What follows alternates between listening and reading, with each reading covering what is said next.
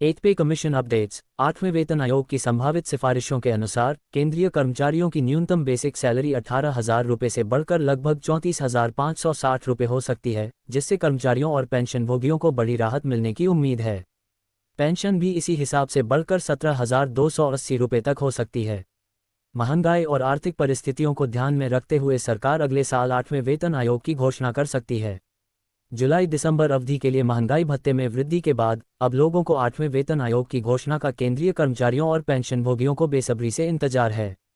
लगभग हर 10 साल में नए वेतन आयोग की घोषणा करने की परंपरा को देखते हुए उम्मीद जताई जा रही है कि केंद्र जल्द ही इस पर फैसला ले सकता है। हालांकि अभी किसी प्रकार की आधिकारिक घोषणा नहीं की गई है। 8 वेतन कब लागू होगा? ऐसा अनुमान है कि 8वें वेतन आयोग की घोषणा अगले साल की शुरुआत संभवतः 2025 के केंद्रीय बजट में की जा सकती है। एक यूनियन नेता के अनुसार ये उपयुक्त समय हो सकता है, क्योंकि पिछली बार 7वें वेतन आयोग को रिपोर्ट फाइनल करने में 18 महीने लगे थे, जिसे जनवरी 2016 से लागू किया गया था। वेतन और पेंशन में बढ़ोतरी की उम्मीद। आगामी वेतन आयोग से सरकारी कर्मचारियों और पेंशनभोगियों के वेतन और पेंशन में संशोधन की संभावना है, जो महंगाई और अन्य आर्थिक कारकों को ध्यान में रखते हुए किया जाएगा। कितना बढ़ सकता है वेतन? अगर 8वें वेतन आयोग की सिफारिशें लागू होती हैं, तो केंद्रीय कर्मचारियों का न्यूनतम वेतन 18,000 रुपये से बढ़ाकर लगभग 34,560 रुपये किए जाने की संभावना है। इसका मतलब है कि न्यूनतम वेतन में लगभग 92% की बढ़ोतरी हो सकती है। इसी तरह पेंशनभोगियों के लिए न्यूनतम पेंशन भी बढ़कर 17,280 रुपये हो सकती है। इस संशोधन के बाद सरकारी कर्मचारियों और पेंशनभोगियों को महंगाई और अन्य आर्थिक कारकों के आधार पर बड़ी राहत मिल सकती है। 8 पे कमीशन। 18,000 की जगह कितनी होगी मिनिमम बेसिक सैलरी और कितनी बढ़ेगी पेंशन? जानें। 8 पे कमीशन अपडेट्स। 8वें वेतन आयोग की संभावित सिफारिशों के अनुसार केंद्रीय कर्मचारियों की न्यूनतम बेसिक सैलरी 18,000 रुपये से बढ़कर लगभग 34,560 रुपये हो सकती है, जिससे कर्मचारियों और पेंशनभोगियों को बड़ी राहत मिलने की उम्मीद है।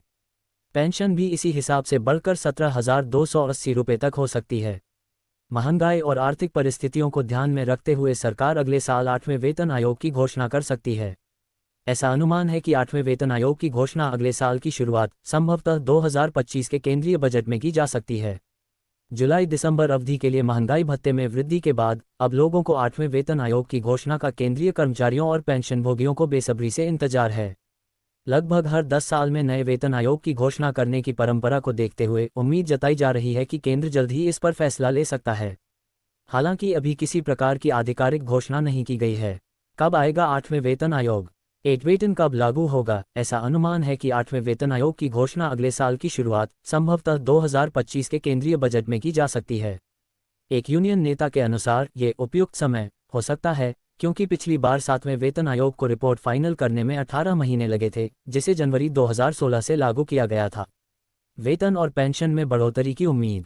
आगामी वेतन आयोग से सरकारी कर्मचारियों और पेंशनभोगियों के वेतन और पेंशन में संशोधन की संभावना है, जो महंगाई और अन्य आर्थिक कारकों को ध्यान में रखते हुए किया जाएगा।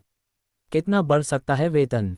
अगर 8वें वेतन आयोग की सिफारिशें लागू होती हैं, तो केंद्रीय कर्मचारियों का न्यूनतम वेतन 18,000 रुपये से बढ़ाकर लगभग 34,560 रुपये किए जाने की संभावना है। इसका मतलब है कि न्यूनतम वेतन में लगभग 92% की बढ़ोतरी हो सकती है।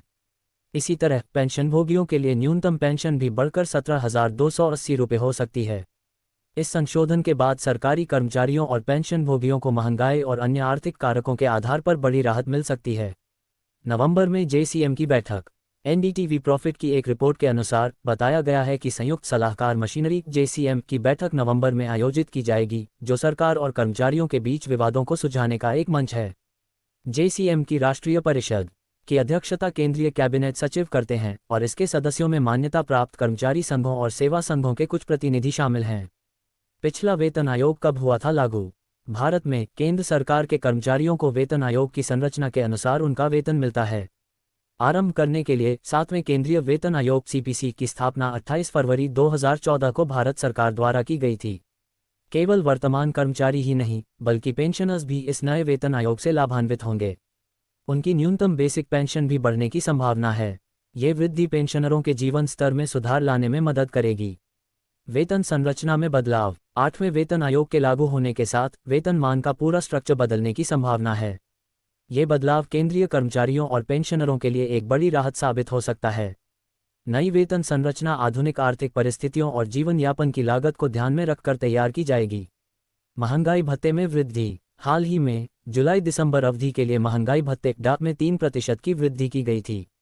इस वृद्धि के साथ डाब 53% हो गया है। ये वृद्धि 1 जुलाई 2024 से लागू की जाएगी।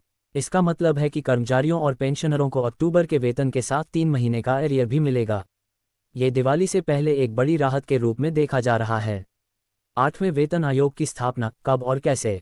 अब सबसे बड़ा सवाल यह है कि 8वें वेतन आयोग का गठन कब होगा और इसकी सिफारिशें कब लागू होंगी।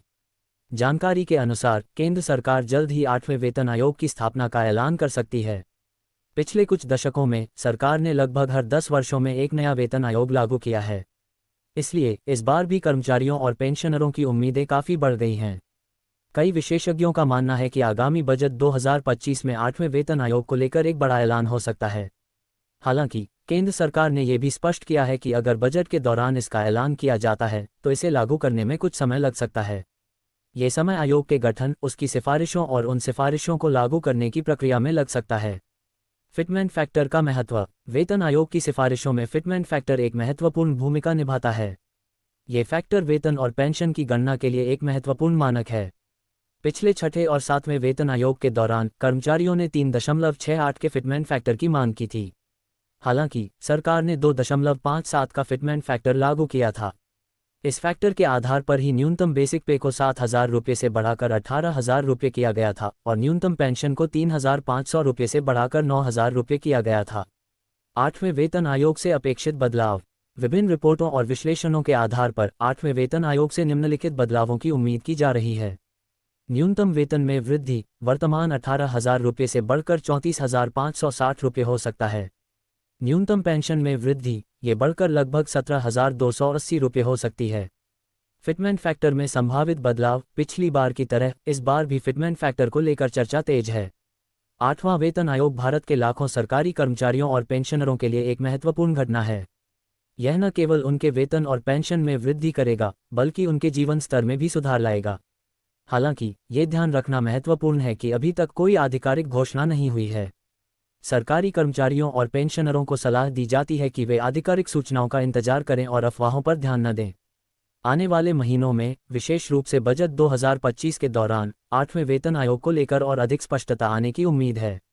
यह आयोग न केवल सरकारी कर्मचारियों और पेंशनरों के लिए महत्वपूर्ण है बल्कि समग्र अर्थव्यवस्था पर भी इसका प्रभाव पड़ेगा।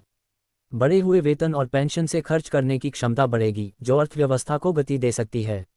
अंत में ये कहा जा सकता है कि 8वां वेतन आयोग सरकारी कर्मचारियों और पेंशनरों के लिए एक नई उम्मीद लेकर आ रहा है। ये देखना दिलचस्प होगा कि यह आयोग किस प्रकार से गठित होता है और इसकी सिफारिशें क्या होंगी।